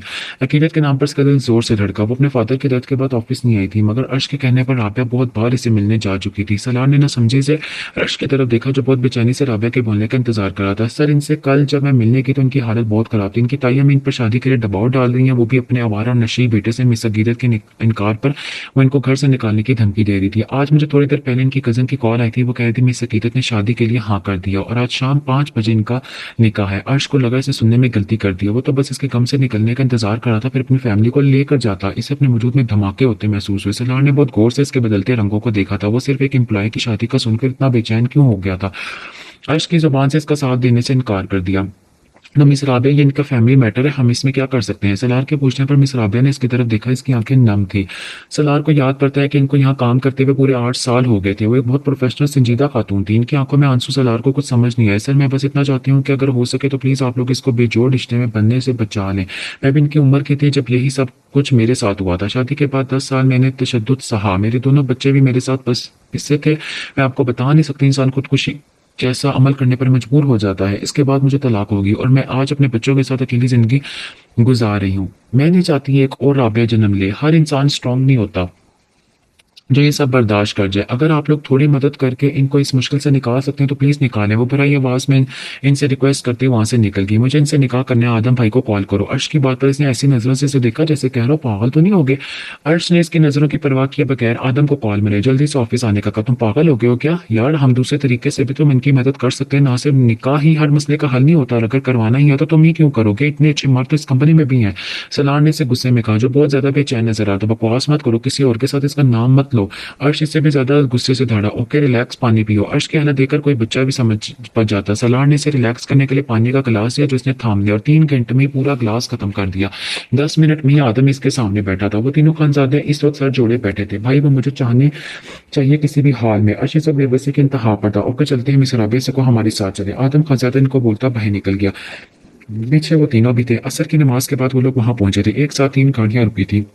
इन्होंने उन्होंने गली छोटी होने की वजह से बाहर ही रोक दी थी। आदम खानजादा पुलिस यूनिफॉर्म में अपनी पूरी शान के साथ अपनी जीप से उतरा था। इसके पीछे वाली गाड़ी से अर्श और सलार उतरे थे। दोनों ही फॉर्मल ड्रेस में तैयार थे बिल्कुल। इस वक्त तो तीनों खानजादे ही एक से बढ़कर एक लग रहे थे। इनके पीछे वाली गाड़ी से रशीद साहब और मिस राबिया निकले। मिस राबिया आदम खानजादा के साथ आगे बढ़ी, दरवाजे पर दस्तक दी। दरवाजा अहमद ने खोला। अपने सामने आदम को देखकर इसकी हालत वहीं खराब होगी। कौन नहीं जानता था, अक्सर खबरों में इसकी कारकर्दगी की न्यूज चलती रहती थी और वो खुद भी 3 बार इसके थाने में बंद हो चुका था। पीछे इसकी ताई अम्मी भी बाहर आ गई थी। मिस राबिया के साथ एक पुलिस वाले को देखकर वो घबरा गई। लोग अपने अपने घरों से झांक कर इनको देख रहे थे। क्या हम अंदर बैठकर बात कर सकते हैं? आदम ने इतराम से इनसे पूछा। जी जी आ जाएं। वो रास्ता देकर साइड पर हो गई। मगर एक साथ 3 इतने अमीर और खूबसूरत मर्दों को अंदर आते देखकर कमरे में बैठे मेहमान भी बाहर सहन में आ गए थे। पुलिस का नाम सुनकर अकीदत और समरा भी खिड़की से बाहर देखने लगी। अर्श खानजादा को अपने घर में पुलिस के साथ देखकर अकीदत की सांसें वहीं थम गई। वो यहाँ पुलिस क्यों लेकर आए थे? इसने बेसाख्ता समरा का हाथ पकड़ लिया। आंसू तवातर से गालों पर बहने लगे। इसमें मजीद कुछ भी बर्दाश्त करने की हिम्मत नहीं थी। वो शायद इसे दिए गए पैसे वापस लेने आया था। समरा, इनका मुझ पर बहुत कर्जा है, इसलिए वो पुलिस को लेकर आए हैं। प्लीज मुझे छुपा दो। वो रोते हुए समरा का हाथ पकड़कर मिन्नतें करने लगी, जो खुद हैरान और परेशान से बाहर खड़े लोगों को देख रही थी। आप लोग यहाँ क्यों आए हैं? ताइमी परेशानी से आदम से पूछने लगी। मिस अकीदत से मिलना है, हमें क्या बात हो सकती है? मिस राबिया आदम के इशारे पर सबसे आगे आकर पूछने लगी। क्या कर दिया इस मनूस ने? क्या अब तक जो हमारे सरों पर सवार रही है वो कम था, जो अब बाहर भी मुसीबतें खड़ी करके आई है? ताई जान तो इसको बाहर से ही कोसने लगी। अहमद भी अपनी माँ की हाँ में हाँ मिला रहा था। अर्श और सलार तो हैरानी से इस औरत की जुबान के जोहर सुनने लगे, जबकि आदम का तो अक्सर ऐसी औरतों से पाला पड़ता था, इसलिए वो ज्यादा हैरान नहीं था। क्या हम अकेले में बात कर सकते हैं? आदम ने ताई में से कहा। तो वो मसलिहतन इसे इशारा करती अंदर कमरे में चले गई। पीछे अर्श खा जाने वाली नजरों से अहमद को घूरने लगा, जो आंखों में सुरमा लगाए सफेद कपड़ों में तैयार खड़ा था। अच्छा अहमद बेटा, मुझे देर हो रही है, कितना टाइम लगेगा? निकाह होगा भी या नहीं? कहा काजी साहब निकाह तो होगा, वो भी थोड़ी देर में, आप बस थोड़ा सब्र रखिए। सरदार ने मुस्कुराते हुए काजी साहब के कंधे पर हाथ रखा और बाहर बिच चारपाई पर टांग रखे बैठ गया। वहां मौजूद हर इंसान इन खानजादों को देखकर रश करने लगा। मैं आपसे घुमा फिर आकर बात नहीं करूंगा। बात ये थी, मिस अकीदत ने कंपनी की कुछ पॉलिसी तोड़ी है। उन्होंने ऑफिस ज्वाइन करने से पहले एक एग्रीमेंट पेपर में साइन किया था जिस पर वो पूरी नहीं उतरी, जिसकी वजह से हम इन पर केस कर सकते हैं। जुर्माने के तौर पर इन्हें 5 लाख रुपए अदा करना पड़ेगा। हमने सुना है आपके बेटे के साथ इनका निकाह होने वाला है, तो इस वजह से ये सारे पैसे आपका बेटा हमें जुर्माने के तौर पर अदा करेगा। आदम की बातों ने इनके सर पर बम पड़ा। इन पर तो जैसे सत्ता तारी हो गया। मेरा बेटा इस लड़की से कोई निकाह नहीं करेगा, इसे यहाँ ले से ले जाए, जेल में डाल दें, कुछ भी करें, हम लोगों का इससे कोई ताल्लुक नहीं था। ये अम्मी जिस तरह से पलटी थी, आदम अफसोस ही कर सकता था बस, क्योंकि अगर इसकी जगह कोई मर्द होता तो अब तक थप्पड़ से लाल कर चुका होता इससे। अगर आपके घर से एक औरत को पुलिस ले गई तो आपकी बदनामी होगी, इसलिए मेरे पास दूसरा ऑप्शन भी है जिससे आपकी इज्जत बच जाएगी। आदम की बातें सवालिया नजरों से देखने लगी। आप मिस अकीदत का निकाह अर्श खानजादा से करवा दें, इससे आपके खानदान की इज्जत बच जाएगी। दूसरी सूरत में मिस अकीदत के साथ आपका बेटा भी जेल जाएगा, क्योंकि कुछ सबूत तो इसके खिलाफ मेरे पास भी है। आदम खानजादा जिस लहजे में बोला था, ताई अम्मी को सोचने की जरूरत ही नहीं पड़ी। इनको अपने बेटे के बचाने के लिए अगर अकीदत को मारना भी पड़ता तो वो मार देती। ठीक है, मैं राजी हूँ, जो दिल में आए करें, लेकिन इस मुसीबत को मेरे घर से ले जाएं। ताई जान कहती बाहर निकल गई। ए लड़की उठ, निकाह है तेरा, लेकिन तुम्हारा, लेकिन मेरे बेटे से नहीं, इसी लड़के से जिसका तूने नुकसान किया था। तायमी आपको गलत फहमी हुई है, ऐसी कोई बात नहीं, प्लीज मेरा यकीन करें। उनका हाथ थामने लगी, जिसे तायमी ने बहुत बुरी तरह झटका और दूर खड़ी हो गई। बड़ी पारसा बनी फिरती है, लेकिन तेरा रंग तो सबको दिख गया। मीरजादे को भी तूने अपने जिस्म की नुमाइश से फंसाया होगा, तभी तो तुमसे निकाह कर रहा है। और वैसे भी ऐसे मीरजादे ज्यादा देर अपने साथ रखते नहीं, इस्तेमाल करके दिल भरने पर छोड़ देंगे। तायमी की बात ने इसे अंदर तक जख्मी किया था, मगर वो कुछ नहीं बोली। इसके बाद कब निकाह हुआ, कब वो इसके वहां से लेकर निकला, कुछ याद नहीं रहा। वो बस किसी रोबोट की तरह इस सबके कहीं पर अमल करती थी। होश तो इससे तब आया जब गाड़ी एक बंगले के पोर्च में रुकी। रात का अंधेरा हर तरफ फैल रहा था। अर्श ने इस दूसरी तरफ आकर अकीदत का हाथ पकड़ा, बाहर निकला, अंदर की तरफ बढ़ गया। सारी खवातीन थोड़ी देर पहले ही शॉपिंग से लौटी थी, इसलिए सारा सामान फैलाए वहीं बैठ गई। फरी भी आई हुई थी। अर्श तो किसी लड़की का हाथ पकड़कर आता देखकर सब हैरानगी से खड़े हो गए। सजदा बेगम की सबसे पहले नजर अर्श के हाथ में मौजूद इस लड़की के हाथ पर पड़ी थी। वो नासमझी से फरवा बेगम को देखने लगी, जो खुद भी समझने की कोशिश कर रही थी। अर्श आकर सजदा बेगम के सामने रुका और अकीदत का हाथ छोड़कर इनका हाथ थाम लिया। अम्मी प्लीज मेरी बात ध्यान से सुनिएगा, प्लीज मुझसे नाराज मत होना। इसने पैर मोहब्बत से इनका हाथ थाम लिया कर कहा, जिनकी नजरें अर्श के बजाय इसके साथ खड़ी लड़की पर थी। अर्श कौन है ये? अम्मी मैंने इनसे निकाह किया है। इसने सर झुका अपनी अम्मी को कहा। अर्श के जवाब पर वो बेयकीनी से इसको देखने लगी। अर्श तुम कैसी बातें कर रहे हो, तुम ऐसा कभी नहीं कर सकते, ये जो भी है इसे छोड़कर अपने कर। सजदा बेगम ने संजीदगी से कहा। इस बीच सब परेशानी और हैरानगी से इन तीनों को देखने लगे। अकीदत ने शर्मिंदगी से अपनी गर्दन मजीद झुका ली। जजा प्लीज इनको मेरे कमरे में लेकर जाओ, अर्श ने संजीदगी से जजा की तरफ देखकर कहा। वो जल्दी से आगे बढ़ी और इसे थाम कर चलने लगी। अर्श मैं किसी शादी को नहीं मानती, इसे भी अपनी निकालो, क्योंकि तुम्हारी बीवी और इस घर की बहू सिर्फ और ईशा बनेगी। सजदा बेगम ने अकीदत की तरफ नफरत से देखकर अर्श से कहा। इनकी बात पर अकीदत के चलते कदमों को ब्रेक लगी। मेरी बात समझ नहीं आई तुम दोनों को? अर्श इतने सख्त लहजे में कहा कि जजा जल्दी से इसे लिए अर्श के कमरे की तरफ बढ़ गई। अम्मी प्लीज समझने की कोशिश करें, प्लीज मेरी खातिर। वो इनको सोफे पर बैठाए खुद इसके घुटनों को पकड़कर बैठ गया। अर्श मुझे तुमसे ये उम्मीद नहीं थी। उन्होंने आंखों में आंसू लिया। अर्श का चेहरा थाम कर कहा, अम्मी ये जरूरी था मेरे लिए, प्लीज इनको कबूल करने, वो बहुत अच्छी लड़की है। इसने सजदा बेगम को समझाने की कोशिश की। नहीं, अब तुम्हें अपनी माँ और इस लड़की में से किसी एक को चुनना होगा। जब इस लड़की को वापस छोड़ो तो आ जाना मेरे पास। वो अर्श का हाथ झटक कर उठी और कमरे में जाकर दरवाजा बंद कर लिया। बड़ी अम्मी प्लीज अम्मी को समझाया, वो लड़की मेरी पसंद है। और फरवा बेगम के पास बैठकर इनका हाथ थामकर कहने लगा, आज तुमने इतना बड़ा कदम क्यों उठाया? तुम जानते नहीं थे छोटी अम्मी ने तुम्हारे रिश्ता पहले ही कर दिया था, फिर क्यों? फरी ने इनसे पूछा। फरी के पूछने पर वो इन्हें सारी बात बताता गया। आयत और शिफा भी वहीं बैठी थी। सब कुछ सुनकर फरवा बेगम के पास कुछ जवाब ही नहीं था। अच्छा परेशान मत हो, वो अभी नाराज है मगर जल्दी समझ जाएंगे, तो मनाने की कोशिश करो। फरवा बेगम ने इसे तसल्ली दी तो वह इनके सीने से अलग लग गया। बेटा जाओ भाभी को देखो। फरवा बेगम ने शिफा और आयत को गीदत के पास भेजा। बलाज अम्मा जान ने सोफे पर बैठी इसके बालों में ऑयलिंग करते हुए पुकारा। आंखें बंद किए नीचे बैठा था। बेटा शादी कर लो, मेरी बूढ़ी हड्डियों में जान नहीं रही, पता नहीं कब चली जाऊं। अम्मा जाने से इमोशनल ब्लैकमेल करने की कोशिश की, मगर सामने भी इनका पोता था। ओ मेरी प्यारी बेबी, इतनी जल्दी नहीं जान छोड़ने वाली आप मेरी, इसलिए मेरी शादी की फिक्र छोड़े। वो मुड़कर इनके दोनों गालों को चूमकर बोला। अम्मा जाने इसके कंधे पर एक थप्पड़ लगाया तो वो मुस्कुराकर दोबारा इनकी गोद में सर रख गया। भाभी प्लीज थोड़ा सा तो खा लीजिए आप। आयत कब से इसे खाना खिलाने की कोशिश करी थी, मगर वो बेइंतहा रो रही थी, इसके लिए इसे संभालना मुश्किल हो गया। इनके साथ शिफा भी रोने लगी। शिफा तुम जाओ, मन्नत उठ गई होगी। फरी ने इसे रोते देखकर वहां से भेजना जरूरी समझा। तुम्हारी तबीयत खराब हो जाएगी, कुछ खा लो। पहले फरी ने इसे जबरदस्ती 2-3 नवाले खिलाए, जो उसने बड़ी मुश्किल से निकला। फरी ने उसे नींद की गोली दी और सबको इशारा करती बाहर निकल आए। इनके निकलते हुए तकिया दबोचे फूट फूट कर रोने लगी। रोते रोते कब सो गई से पता नहीं चला। और जब वो थका हारा कमरे में दाखिल होते उसे बेड पर सोई हुई थी। ये सांस बहुत खूबसूरत था, मगर जिस तरह की टेंशन चल रही थी वो चाहकर भी खुश नहीं हो पा रहा था। अभी तक वो किदत से भी बात नहीं कर पाया था। पता नहीं वो इन सब का क्या मतलब समझ रही थी। वो फ्रेश होकर आया, वही सोफे पर लेटकर आंखों पर बाजू रख गया। इसने कभी भी नहीं चाहा था अपनी माँ को तकलीफ दे, लेकिन अनजाने में वो ये कर चुका था। वो जानता था इसकी माँ ने अपनी भांजे भांजे भांजी को इसके लिए पसंद किया था, मगर ऐसा लगता था वो अपने बेटे की खुशी के लिए मान जाएगा। पूरी रात इसे आंखों पर काटी थी। क्यों रो रही है, ठीक तो है ना आप? वो जब कमरे में आया तो वो सोफे पर बैठी रो रही थी। आदम तो इसको रोते देखकर परेशान हो गया। वो उसके पास आकर परेशानी से पूछने लगा। शफा ने नजर उठाकर इसे देखा। आंखें रोने की वजह से शदीद लाल और सूजी हुई थी। लेमन इसने कोई जवाब नहीं दिया। क्या हुआ है, रो क्यों रही हैं आप? किसी ने कुछ कहा है? आदम खानजादा ने शफा को रोते देखकर इसके गाल पर हाथ रखा। अचानक शफा इसकी बाहों में समा गई। सख्ती से पकड़े खूब फूट फूट कर रोने लगी। आदम तो इसके यूं करीब आने पर थम गया था। मुझे अब्बू की याद आ रही है बहुत, वो बताकर हिचकियों से रोने लगी। आदम ने इसके गिर्द बाजू बांधे से मजीद खुद के पास की। रोए नहीं, रोए मत, वो हमसे ज्यादा अच्छी जगह पर है। आपके रोने से इनको तकलीफ होगी, आप बस इनके लिए दुआ किया करें। आदम ने इसके बालों में हाथ करते हुए कहा, मगर वो मुझे बचाते हुए कत्ल हुए। अगर मैं नहीं होती तो आज ये सब ना होता। आज अब्बू जिंदा होते हैं, मुझे वो बहुत याद आते हैं। वो चुप होने का नाम ही नहीं ले रही थी और आदम इसके आंसू अपने सीने पर गिरते महसूस करता अपना दिल पिघलता हुआ लगा। इनकी जिंदगी इतनी थी, आप खुद को इल्जाम मत दें।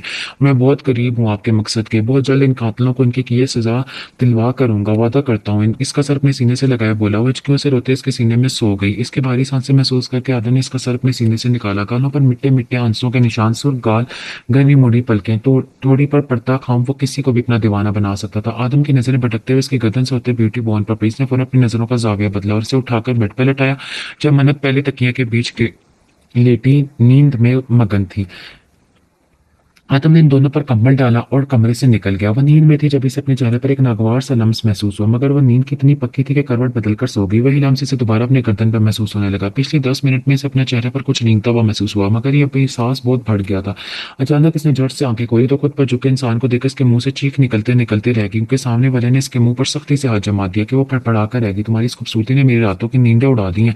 जब जब आंखें बंद करता हूँ तुम्हारा ही चेहरा नजर आता है। वो खमार आलूद नजरों से इसके चेहरे पर हर हर नक्श को गौर से देखने लगा। आयत के सीने पर हाथ रखकर दूर धकेलने की कोशिश की, लेकिन बला जैसे कसरती जिसामत वाले शख्स को दूर धकेलना इसके बस में न था। ओके ओके, मैं हाथ हटाता हूँ, लेकिन अगर तुम चीखी तो तुम्हारा ही नुकसान है। तुम्हारे भाई आधी रात को तुम्हारे साथ एक गैर मर्द को देखकर क्या सोचेंगे तुम बेहतर समझ सकती हो। वो मजे से इसके मुंह से हाथ हटाकर बेड क्राउन से टेक लगाकर बैठ गया। आया जल्दी से उठकर दीवार से लगकर खड़ी होगी। आंखें डर और घबराहट से खतरनाक हद तक फैल गई। तुम कौन हो, यहाँ कैसे आए? वो लड़खड़ाते लहजे में से पूछने लगी, मगर आवाज इतनी धीमी थी कि बाहर ना जाए। इतनी जल्दी भूल गई मुझे? बलाज शाह ने अपनी बेबाक नजर से देख कर, जो गुलाबी कलर के नाइट सूट में बिना दुपट्टे के गजब ढा रही थी। क्या मतलब है आपकी बात का? इसने बलाज को देखते का डर से इसकी टांगे कांप रही थी। क्या मतलब है आपकी बात का? इसने बलाज को देखते का डर से इसके टांगे कांप रही थी। तो मैं महसूस करना चाहता हूँ, यहाँ आओ। वो जिस कदर बेबाकी से बोला था, आयत का चेहरा खतरनाक हद तक लाल हो गया। घटिया इंसान, निकलो मेरे कमरे से अब भी। आयत गुस्से से चीखी, तो क्या मेरे कमरे में मिलने का इरादा है? इसने सुकून से जवाब दिया। इसका चेहरा लाल दिखने लगा। ना जाने क्यों इसका गुस्से से भरा चेहरा इसे सुकून दे रहा था। अचानक आयत वहीं बैठकर रोने लगी। इसे रोते देखा वो उठा और बिना कुछ के खिड़की के रास्ते से निकल गया। इसके जाते ही आयत उठी और जल्दी से खिड़की के बाहर देखा। वहां कोई ना था, ना ही किसी को वहां चढ़ना आसान था। इसने खिड़की बंद कर बेड पर कंबल में खुद को छुपा लिया। इसका जिस्म अभी तक लहरा रहा था। वह क्यों इसके पीछे पड़ गया था? अगर कोई आधी रात को इसके कमरे में किसी गैर मर्द को देख लेता तो इससे आगे का सोचकर इसकी हिम्मत ही नहीं थी। 5 दिन बाद भी घर का माहौल बहुत सुखवार था। मर्द तो सारे अपने अपने काम की वजह से बाहर होते थे, लेकिन सजदा बेगम अभी तक अर्श से नाराज थी और अपनी जिद पर कायम थी। जजा ने इसे कुछ कपड़े और जरूरत की चीजें ला कर दी थी। खाना भी वो कमरे में लड़कियों के साथ खाता था, और जो इसे निकाह करके लाया था वो तो इसे नजर ही नहीं आया था। आज जजा का मायूं था। घर में खूब गहमा गहमी थी। मर्द सारे तैयारियों में मसरूफ थे। वो सब जजा के कमरे में तैयार हो रही थी। आज अकीदत भी इनके साथ थी, क्योंकि फरवा बेगम इसे बाहर निकलकर फंक्शन में शामिल होने का कहकर गई थी। उन्होंने सजदा बेगम को भी समझाया था कि शादी वाला घर है, बस अपना रवैया नॉर्मल रखे। जजा येलो शरारे में सजी फूलों के जेवरात पहने बहुत हसीन लग रही थी, लेकिन खुशी इसके चेहरे पर ढूंढने से भी नहीं मिल रही थी। सबने इस बार हाँ पूछा, मगर वो सबको अपनी झूठी मुस्कुराहट से चुप करवा देती। आयत और अकीदत ने बिल्कुल सेम ग्रीन कलर की ड्रेसिंग की थी। अकीदत बहुत घबराई हुई थी। वो जानती थी ये इसका आर्जी ठिकाना है। वो कभी भी किसी की जिंदगी में अनचाही बनकर नहीं आना चाहती थी, मगर किस्मत ने इसके साथ कुछ और ही खेल खेला था। इसने सोच लिया था शादी का हंगामा खत्म होती वो अर्श से बात करके यहाँ से चली जाएगी। मायूं की रस्म खानजादा मेंशन के लॉन में ही थी। पूरे लॉन को फूलों और बरकी की कमकमों से सजाया गया था। हवेली के लॉन में ही जजा के लिए बहुत खूबसूरती से फूलों से ढका हुआ झूला सेट किया गया था। आयत और अकीदत जजा को बाहर लेकर आई तो झूले में बैठा दिया। तुम ठीक हो? फरी ने जजा से पूछा, जिसका चेहरा तो सपाट था लेकिन आंखें सबसे लाल हो रही थी। जी आप ही, मैं ठीक हूँ। इसने धीरे से जवाब दिया और सामने देखा, जहाँ सलार खानजादा सफेद शलवार कमीज में अपनी तमाम तर वजाहत के साथ खड़ा आयत से बात कर रहा था। चेहरे पर किसी किस्म का अफसोस या शर्मिंदगी नहीं थी, बल्कि एक पुरसुकून मुस्कुराहट थी। इसे अपनी आंखों में मिर्चें भरती महसूस हुई। इसे सख्ती से अपनी आंखें मीची और जब खोली तो एक भरपूर मुस्कुराहट इसके होंठों पर थी, जिसे देखने वाला हर इंसान को यही लगता था कि वह इससे शादी से बहुत खुश है। शफा और फरी इसके पास ही बैठी थी। मेहमानों के आने के बाद मायूं की रस्म शुरू हुई। अर्श जो इस तरफ आ रहा था, कीरत को एक कोने में खड़ा देखकर वहीं जम गया। वो जो हमेशा इसे नकाब में देखता आया था, आज ग्रीन कलर के सूट में हल्का मेकअप किए दुपट्टे को हिजाब साइड में बांधे बेहद तहा हसीन लग रही थी। वो पिछले एक हफ्ते से इसके सामने नहीं गया था, क्योंकि सजदा बेगम का कहना था कि अगर वह नहीं चाहता कि वो घर छोड़कर जाए तो अर्श को इनकी बात माननी पड़ेगी, जिस पर सजदा बेगम ने इसे वादा लिया था कि वो जब तक इस लड़की को कबूल नहीं कर लेती अर्श इसके पास नहीं जाएगा, वरना वो बिना किसी लिहाज किए ये घर छोड़ जाएंगी। मजबूरन इसे सजदा बेगम की बात माननी पड़ी। इसे यकीन था कीरत बहुत जल्द इनका जीत लेगी। इससे पहले वो इसकी तरफ बढ़ता फरवा बेगम कीरत का हाथ हमें स्टेज पर ले गई जहाँ सब थे। वो भी इनकी तरफ बढ़ गया। फरवा भाभी, ये बच्ची कौन है? रहमान साहब की वाइफ ने कीरत को देखकर पूछा, जो इनके सबके बीच कंफ्यूज सी खड़ी थी। ये जजा की दोस्त है, शादी में शरीक होने आई है। फरवा बेगम से पहले जवाब सजदा बेगम ने दिया। सबने हैरानगी से इनकी तरफ देखा। कीरत ने शर्मिंदगी से अपनी गर्दन मजीद झुका ली। अर्श जो वहीं आ रहा था अपनी माँ की बात सुनकर वहीं रुक गया। इसकी हिम्मत नहीं थी कि वो कीरत का सामना कर पाता, ना ही सबके सामने अपनी माँ को बेइज्जत करना चाहता था। इसे सोच रहा था वो आज दो टोक अम्मी से बात करेगा। क्या सोच रहे हो? पीछे से ईशा ने आकर इसके कंधे पर हाथ रखा। अर्श ने जब इसे देखा तो नगवारी चेहरे पर छा गई, बिना जवाब दिए वहां से निकल गया। इसका असर रवैया ईशा ने बखूबी महसूस किया था। तो आंखों ने मंजर बहुत गौर से देखा था। अर्श की कीरत की तरफ पीठ थी, इसलिए वो इसका रिएक्शन न देख पाई, मगर ईशा का हंसकर से बात करना इसकी नजर से छुपा नहीं था। थोड़ी देर बाद मायूं की रस्म खत्म हुई तो सब अपने अपने कमरे की तरफ बढ़ गए थे। वो अपने कमरे में बैठ के पास जमीन पर बैठी घुटनों में सर छुपाए बेआवाज रो रही थी। सबके सामने मजबूत नजर आने वाली लड़की कितनी अजियत में थी ये कोई नहीं जानता था। दूसरी तरफ सलार सिकंदर अंधेरे कमरे में खिड़की के पास खड़ा गहरी सोच में मसरूफ था। जैसा कि चेहरे पर मुस्कुराहट इसे अपने दिल चलता महसूस हुआ था। इसका दिल क्या सब तहस नहस कर दे, मगर ये रास्ता तो उसने खुद चुना था, इसलिए अब शिकायत किससे करता? मगर ये सब इसे बर्दाश्त नहीं हो रहा था। 2 दिन मसरूफियत में कैसे गुजर गए पता ही नहीं चला। आज जैसा कि बारात थी। बारात के फंक्शन का इंतजाम शहर के बेहतरीन बैंक्वेट में था। हर चीज आला मियार की थी। इस फंक्शन में इनके बिजनेस सर्कल और रिश्तेदार सब मौजूद थे। आदम ब्लैक शलवार कमीज में ब्राउन शॉल पहने कमरे में दाखिल हुआ था। शफा डार्क ब्लू कलर का शरारा पहने दुपट्टे को शाने पर अच्छे से पहले नफासत से किए मेकअप में फरवा बेगम की दी हुई ज्वेलरी पहने इसे टिटकने पर मजबूर कर गई। वो कुछ परेशानी से बेड पर मिन्नत के साथ बैठी हुई थी। इस कमरे में आता देखकर वो जल्दी से उठकर इसके पास ही। मिन्नत को बुखार हो रहा है, बहुत रो रही थी। अभी बहुत मुश्किल से सुलाया। वो परेशानी से इसे बताने लगी। आदम इसकी बात सुनकर मिन्नत की तरफ बढ़ा। इसके माथे को छूकर देखा तो वाकई से तेज बुखार था। कि परेशान मत हो, मैं मिन्नत को हॉस्पिटल ले जाता हूँ, आप अम्मी वालों के साथ हॉल चली जाना। वो मन्नत को उठाए चलने लगा। नहीं, मैं भी आपके साथ चलूंगी, प्लीज। शफा जल्दी से इसके पीछे आई। शफा परेशान हो जाएंगी, वहां वैसे भी परेशानी की बात नहीं, फिर भी मैं एक बार डॉक्टर को दिखा देता हूँ। अगर फ्री यहाँ आती होती तो इसी को दिखा देता। इसे समझाने की कोशिश की, प्लीज। वो आंखों में आंसू ले बोली और आदम मजीद इसे इनकार ना कर सका। वो इसे लिए नीचे बढ़ गया। घर में सब हॉल की तरफ रवाना हो चुके थे। जैसा दुल्हन के लिबास में बुत बनी ब्राइडल रूम में बैठी थी। आयत और अकीदत भी वहीं मौजूद थे। फरी सजदा बेगम फरवा बेगम मेहमानों का इस्तकबाल कर रही थी, जबकि सलार गायब था। अर्श ने इसे कई कॉल्स की, हर बार इसका ये जवाब था कि बस रास्ते में हो। आदम भी मन्नत और शफा को लेकर सीधे हॉल में आया था। 2 घंटे गुजर चुके थे, मगर बारात का नामो निशान नहीं था। सजदा बेगम रहमान साहब का नंबर मिलाने लगी, जो मुसलसल बन जा रहा था। सब परेशान हो गए, क्या हुआ सजदा, कहाँ रहेगी ये लोग? फरवा बेगम ने परेशानी से बोला। फरी ने भी इनकी तरफ देखा। पता नहीं भाभी, मैं भाभी को कॉल करती हूँ, वो शर्मिंदगी से कहकर कॉल करने लगी। आदम ने सजदा बेगम को देखा, चेहरे पर परेशानी साफ वाज़ेह थी। इतने में इसका मोबाइल बजने लगा। रहमान साहब का फोन देखकर इसने जल्दी से कॉल उठाई। सब इसकी तरफ मतवज्जो थे। आपका दिमाग ठीक है? किस तरह की बात कर रहे हैं आप? आदम की धाड़ पर सबने घबरा कर इसकी तरफ देखा। आपको और आपके बेटे को इन सब का हिसाब देना पड़ेगा, इसने कहकर कॉल काट दी। इतने में सलार भी वहां पहुंच चुका था। सुर्ख आंखें इसकी बहुत वाज़ेह थी। आदम का चेहरा गुस्से से इस हद तक लाल हो रहा था कि सबको किसी अनहोनी का एहसास हुआ। आदम, सब ठीक है ना? सबसे पहले सजदा बेगम ने सामने आई। छोटी अम्मी, आपके भाई और इनके बेटे ने हमारी इज्जत की धज्जियां उड़ाने में कोई कसर नहीं छोड़ी। इनकार कर दिया उन्होंने बारात लाने से, क्योंकि इनका बेटा कल से घर से भाग गया है। इस वक्त इसका बस नहीं चल रहा था, वरमान को जान से मार देता। फरवा बेगम वही करने वाली थी, मगर पास खड़ी फरीने ने थाम लिया। अब आप लोग बताएं, मैं अपनी बहन को इस भरी महफिल में बेइज्जत कर दूं? ये जो लोग बाहर बैठे हैं, अंदाजा भी है ये क्या क्या बातें बनाएंगे? अगर वो राजी ही नहीं था तो क्यों ये रिश्ता जोड़ा उन्होंने? जान से मार दूंगा मैं इस इंसान को, जो शख्स आज मेरी बहन को रसवाई का बाइस बना। वो इस वक्त बोल नहीं चीख रहा था, मगर इस तरह कोई नहीं था, इसलिए बाहर बैठे मेहमानों को खबर नहीं। अम्मी अगर अरमान राजी नहीं था तो इन लोगों ने हमसे रिश्ता क्यों मांगा? हमने गए थे अपनी बहन का रिश्ता लेकर, वो खुद आए थे, फिर ये सब तमाशा लगाने की जरूरत क्या थी? अर्श भी शदीद गुस्से में था। सलार बिल्कुल खामोश है, जैसे ठहरा हुआ समंदर हो। वो समझ ही नहीं पा रहा था ये सब क्या हो रहा है। आदम मेरी बच्ची रुल जाएगी, अगर इसकी शादी आज नहीं हुई तो लोग तरह तरह की बातें बनाएंगे, कोई रिश्ता नहीं आएगा, इससे कोई शादी नहीं करेगा, जिनकी बारात नहीं आती लड़कियों से कोई शादी नहीं करता। फरबा बेगम रोने लगी। सजदा बेगम तो शर्मिंदगी से अपना सर ही नहीं उठा रही थी। फरी ने सलार की तरफ देखा और सलार की नजरें भी इन पर पड़ चुकी थी। फरी की नजरों ने बिन कहे भी सब कह दिया था, मैं जजा से शादी करना चाहता हूँ। सलार की आवाज पर वहां सकूत छोड़ गया। आदम और अर्श ने हैरानगी से देखा, क्योंकि वो दोनों जानते थे कि इनकी आपस में बिल्कुल नहीं बनती। फरवा बेगम ने तशक्कुर से देखा, इसके पास आकर के सीने से लग गई। मैं तुम्हारा ये एहसान जिंदगी भर नहीं भूलूंगा। सलार मेरा बेटा, आज तुमने अपनी माँ का अपना कर्जदार बना लिया है।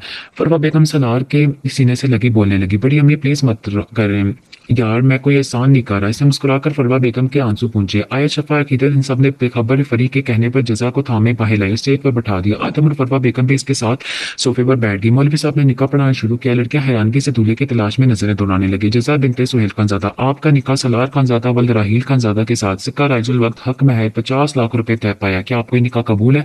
इसे लगा इसने गलत सुना है। वो खाली खाली नजरों से सबको देखने लगी। मौलवी साहब ने दोबारा वही अल्फाज दोहराए। इसने सामने नजर उठाकर देखा तो नजरें इस जालिम शख्स से टकराई जो बहुत